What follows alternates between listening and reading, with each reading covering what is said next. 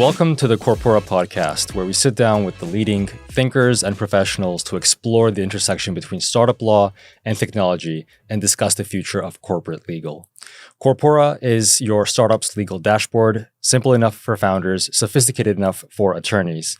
We help early stage startups take care of their corporate legal tasks, or legal tasks generally, from formation all the way to Series B, by giving founders the tools they need to take care of the simple stuff themselves, such as sending out an NDA or an offer letter, and we give attorneys the tools they need in order to take care of the complex tasks more efficiently, such as handling price rounds. Our first product, the Smart Legal Drive, is already available for private beta. It helps startups keep their documents organized, accurate, and complete in one location, and it gives you a heads up in case you're missing something. My name is Stepan Khazaretsyan. I'm the co-founder and CEO of Corpora, and it is my pleasure to introduce our guest today, Nareg Essaghoolian of Decrypted Law. Nareg, I'm going to read your super impressive bio. Nareg is the co-founding attorney of Decrypted Law LLP.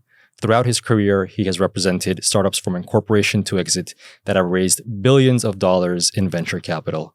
He started Decrypted Law to disrupt the industry using transparent pricing models and innovative technology. Nareg, great to have you. Thank you for having me. It's great to see you again. Nareg, you're an attorney. You've come off as an attorney that is super excited about technology. What's so cool about technology in law? I think it's because there's such a huge opportunity to create so much more efficiency in law. When you first start out as an attorney, a junior attorney at a big law firm, you're maybe not working on the most interesting parts of a deal or transaction. You're kind of doing things like signature packets, looking for typos, making sure every comma and period is in its place. And clients are paying for that on an hourly basis, and attorneys don't necessarily enjoy doing that either. So there's this huge opportunity for something like AI or some other technology that can take that, mundane, boring part of the legal work out and let attorneys focus on what's important, which is the main deal points, the main negotiations, and getting the deal done and closed, signed, sealed, and delivered for their clients. Mm-hmm, mm-hmm. And you mentioned, I want to repeat that phrase because it's super important, that these are things that no attorney took the bar exam for, and frankly, no client wants to pay for. But clients end up paying for it if that's the kind of law firm that they have hired, or if it's not that kind of law firm, such as Decrypted Law, which is super lean, then you end up doing stuff that you don't want to do. Exactly. And clients get that bill and they're wondering, how did this take 5 hours, 10 hours, 15 hours? Well, it's because attorneys, it's their job to keep things organized, super clean, attention to detail, a lot of things that just don't have to do with the law. But clients are expecting that type of service from their attorney. So if we can automate it, make it easier for everyone, I think both sides will be happy. And you sort of hinted at this, so I'd like to explore this further. You mentioned AI taking care of the mundane, the grunt work. There's a lot of hype around AI. Is AI this magic wand that is going to come and replace all our worries, all our concerns, or does it have limitations? Goldman Sachs says that 40% of legal tasks can be done by AI. What is AI? What are its limitations and what are its capabilities? Yeah, I think right now it has pretty big limitations, honestly, just because of it's new and it's still progressing. We're still getting kind of I feel like the MVP of AI, the minimum viable product. But biggest limitation is AI is built on a data set. So whatever data you feed it, whatever resource it has to learn from, that's what it will use to kind of put out output going forward. So that's a pretty big limitation because law is always changing. Business is always changing as the economy, goes through its ups and downs. The last 10 or so years was, great economic times. Now it's a little bit of a downturn. Is AI going to be able to change terms, draft things differently because of that? There's huge limitations just on that data set input that it has.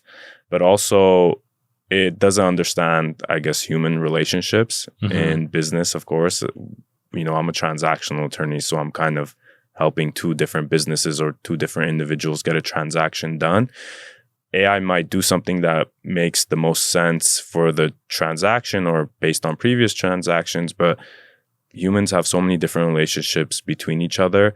So some things is just not going to understand in that sense. What are some of the tools that Decrypted Law uses today in order to better serve its clients? I've noticed your LinkedIn post about you talking about that you're exploring AI. It was a video as well, I think. You're exploring AI, looking at different tools.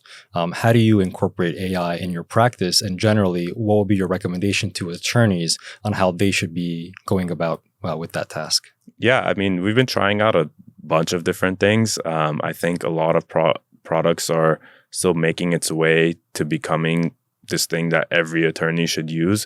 I've tried things like Spellbook by Rally Legal.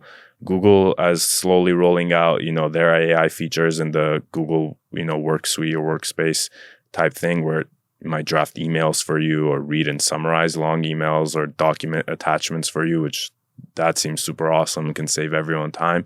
And then, of course, I'm looking forward to Corpora's AI capabilities in the data room. So much time is spent when you initially onboard a client to kind of audit their legal documents. If there's some sort of AI system that can just pop up red flags for you and you go directly to those and review it, that saves everyone time and money.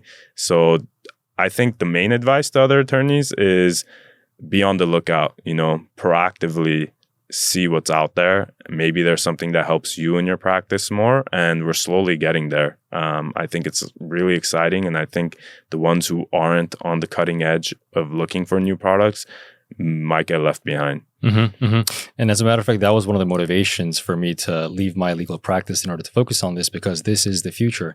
It is bound to be done, and either you're among those who are at least either developing the technology or utilizing it first, or you're going to be sidelined. You're going to be marginalized. And you mentioned about Corpora's upcoming AI capabilities. We have our first proof of concept where you can upload your certificate of incorporation for now, and it extracts the main information. And we're rolling this out towards over 100 document types where you would, as you mentioned, upload your legal documents for the startup.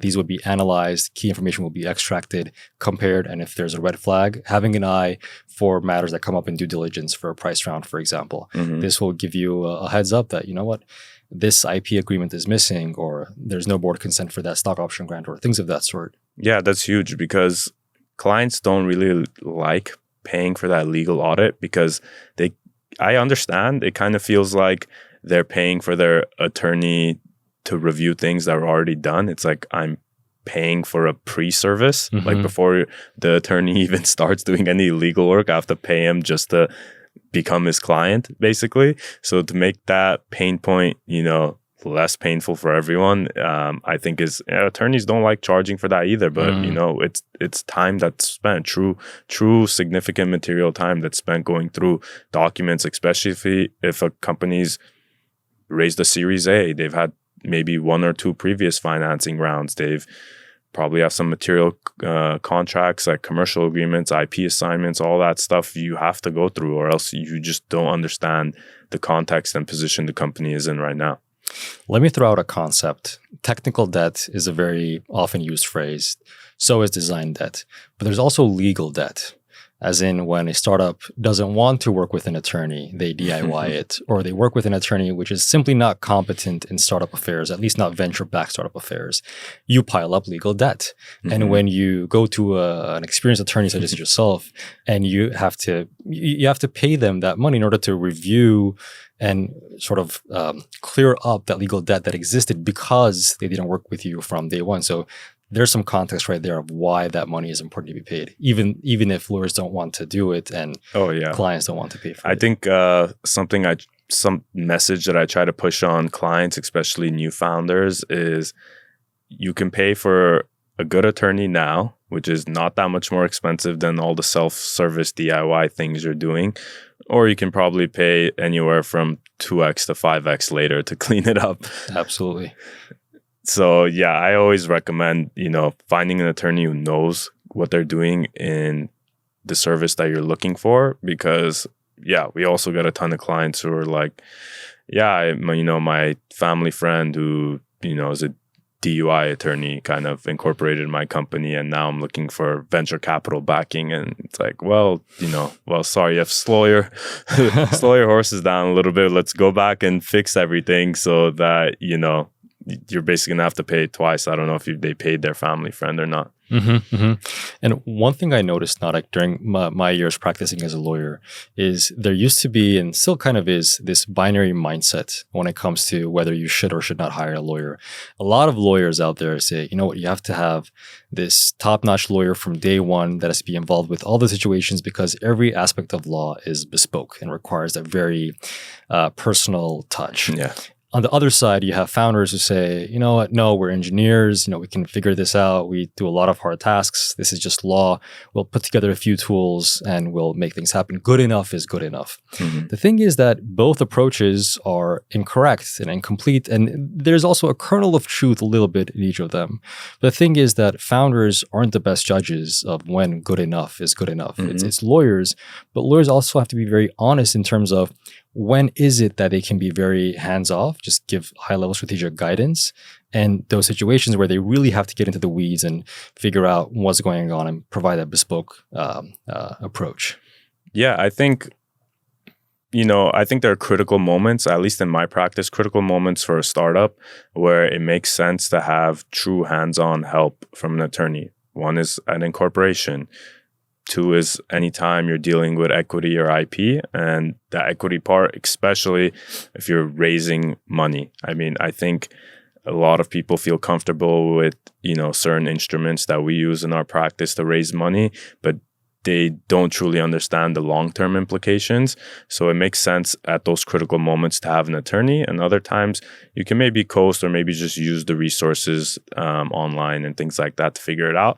I think of it a lot like tax. You can spend the time and learn the entire tax code yourself, of course, instead of paying an expensive CPA. But is that worth your time? And if you mess something up now, how much is it going to cost you later? I want to switch gears back to artificial intelligence. We spoke about its capabilities, its limitations. The million-dollar question is, will AI replace attorneys? Now, that's a very broad question, right? AI, what does that AI look like? AI today, AI 5 years from now? Is it GPT-4, GPT-10, GPT-50? And will it replace all lawyers or some of them? Very broad question. You can tackle it as you wish. What are your thoughts on this? It's really difficult to predict AI's capabilities. I mean, if it could eventually generate its own thoughts and emotions, maybe it could replace attorneys. I think really what it will do is enhance the efficiency that attorneys can provide to their clients. Most attorneys are working on an hourly basis. And then again, instead of spending time doing those mundane tasks that actually usually take a lot longer than the main critical points, can be solved by just using AI to do it. So I think maybe some very junior attorneys who start out doing those mundane tasks just to work their way up, maybe big firms won't need as many of them, but I don't think AI will replace any attorney really in the foreseeable future. You mentioned, you asked the question whether AI will eventually develop thoughts and emotions. Why is this important? We all think that law is synonymous with reason and emotions are the antonym of reason. So why is it important for AI to be able to replace lawyers to have that capacity to feel and to think? Oh, there's so much emotion in psychology and law. I mean, you could just think of family law attorneys who deal with divorces and family matters, how much, how high stake emotionally invested their clients are, but also just in business and transactions. Sometimes, for example, there's a co-founders who get into a dispute and want to separate. There's just so much emotion involved. And if you plug in the data points into AI and say, kind of spit out the terms on how they should separate, it would use a lot of, market terms, things that are considered to be standard in today. But there's so much emotion involved. There's so much context. Maybe one co-founder feels like that co-founder didn't put in as much work as they should have and they don't deserve market. The other co-founder might even be happy taking the bare minimum because they kind of coasted the entire time and they're amicable to splitting up. Like AI can't take any of that into consideration. You have to have emotional intelligence and kind of have that thought process driving the negotiations. AI's probably going to give you a good starting point. So I think right now we're getting really close to that, where most things AI could give you a good starting point in the legal world, at least transactional law. Mm-hmm, mm-hmm. You know, as you mentioned, and this is something that rarely comes up to my mind as well, there's a lot of personally charged points in law, especially negotiations, right? When it's not just reason, but it starts with building that trust, building that relationship. And at the end of the day, clients like to have a personal relationship with their lawyer, someone they can trust, someone they can divulge their secrets to and have this honest conversation with.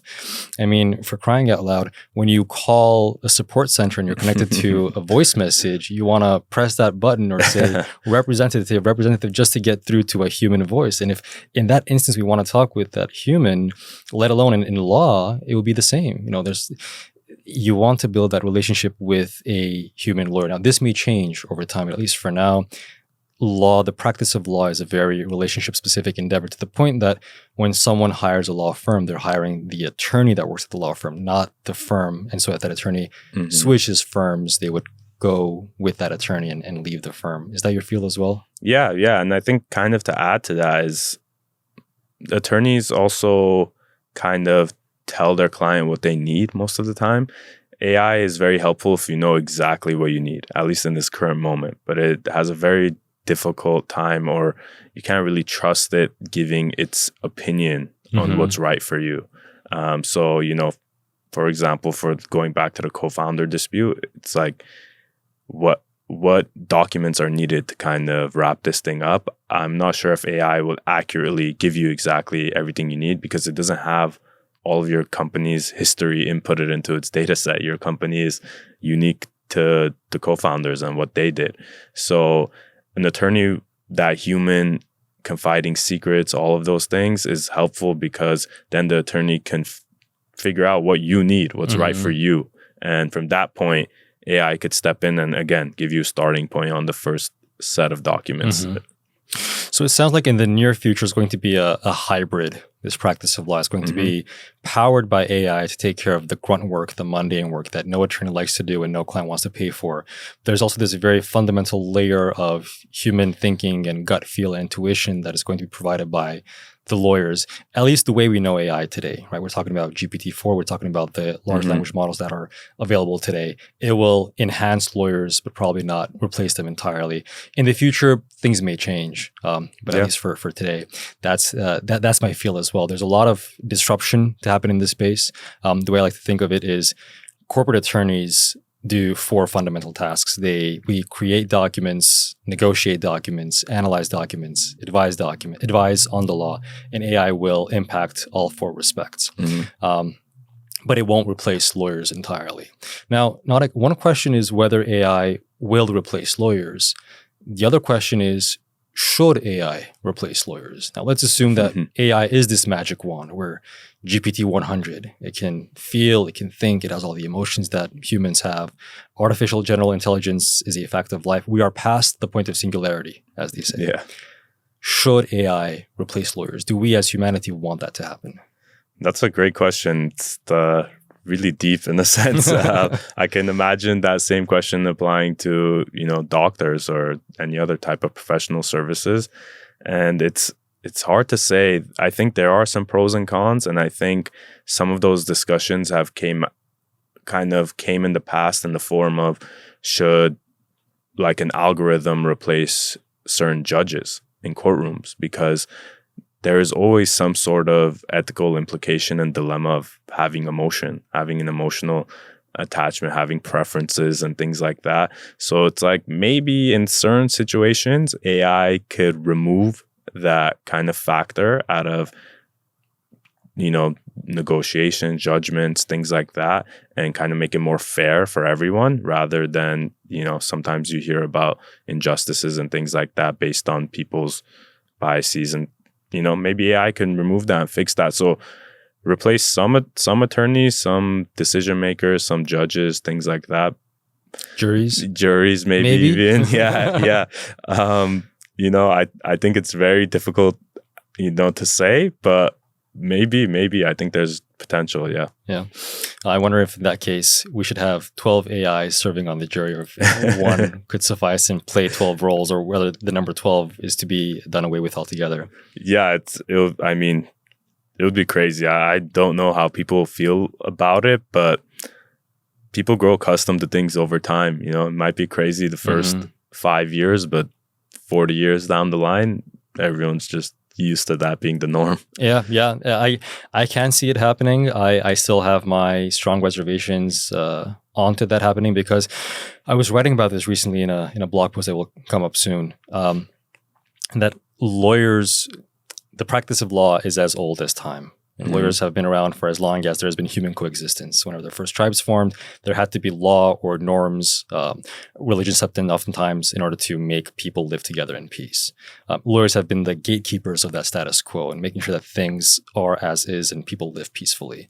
Now, that's a very important role. That helps people survive. And unless AI can neatly and seamlessly fill in that role, then we should be very careful about letting that happen. That being said, again, I lead a legal tech company which is building AI for lawyers, so I'm very bullish on the possibilities, but we have to be very mindful about the downsides as well. Yeah. I mean, we're already hearing about, you know, Sam Altman and the OpenAI guys talking about introducing regulation in the US, because there is that true fear that things could go horribly wrong.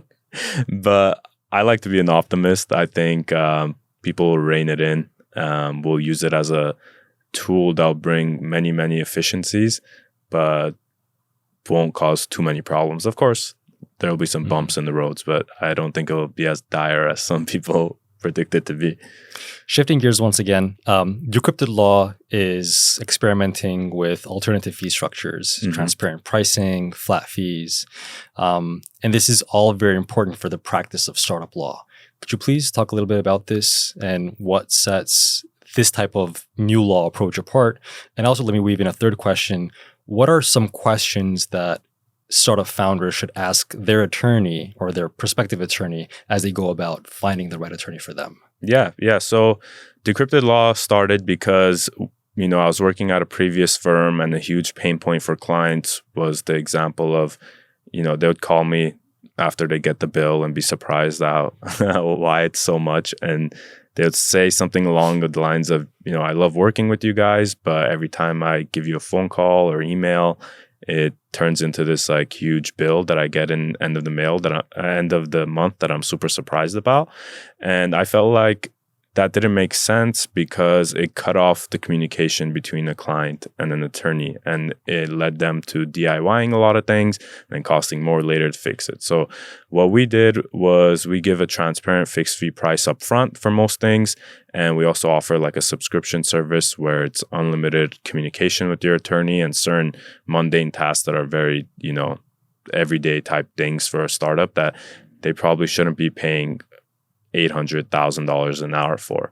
And, you know, that has been super successful. A lot of people are surprised. You know, they're kind of like, what's the catch? But there isn't much of a catch. I feel like a lot of the overhead at other firms is unnecessary. And that kind of leads into the future where I think AI is going to totally make all that overhead obsolete. Like there would be no reason to have so much service staff, so much business development, marketing teams, all of that. Yeah, I'm kind of like rambling now, but that's kind of the vision. It's built for the future, and I think a lot more firms will be following this model as they integrate more advanced technology into their practices. As far as what people should look for or founders should look for in a startup attorney is, one, you want to look at their experience and make sure this is actually a practice area that they've, you know, been practicing in, have represented companies and venture capitalists. It's good to have both sides, and, you know, maybe ask to be introduced to a client or two, get a testimonial, because there are a lot of attorneys who may want to break into the space but don't really understand how niche it really is. Another item, you know, or attribute that they can look for is this attorney kind of on the cutting edge, trying to make things more efficient, which is what we're trying to do all the time. looking at new technologies that we can use, because again, who wants to pay for your attorney to kind of make sure every comma and period is in place, right? Kind of more want to get the deal done. And lastly, kind of all folds into one is just being practical about those things, get the big things right. Bring the most value for your client rather than, running up the bill, doing the things that the client doesn't care about. A lot of times people peg that to their prestige and reputation. And I think over time, people are caring less and less about prestige and more about the practical things in life. And all excellent points. And the founder has to really vibe with their attorney, right? They should feel comfortable. Someone they like and trust, of course. That's like a given. I thought I'd try to give more like lesser known things. Yeah, that all spot on. And that likability part goes both ways, right? You yourself want to like your client, and you want your client to like you too, because when you do a price round, you have to have that very honest conversation at times, and you want to make sure that whatever you say is accepted the right way, and you guys can have that talk. Oh, yeah. There, especially during a price round, it's really like 6 weeks of almost like living with that person. You're every day you're talking to your attorney through those 6 weeks, and I don't think most first-time founders expect that, and they're really surprised on how much of time commitment it is from both parties during that time. Ladies and gentlemen, my guest today was Nareg Essaghoolian, co-founding attorney of Decrypted Law. He is also an attorney ambassador of Corpora. Check out his profile at corpora.us/attorneys. Nareg, so great having you. Thank you. This is great. This was excellent, man. Yeah, awesome. That was fun.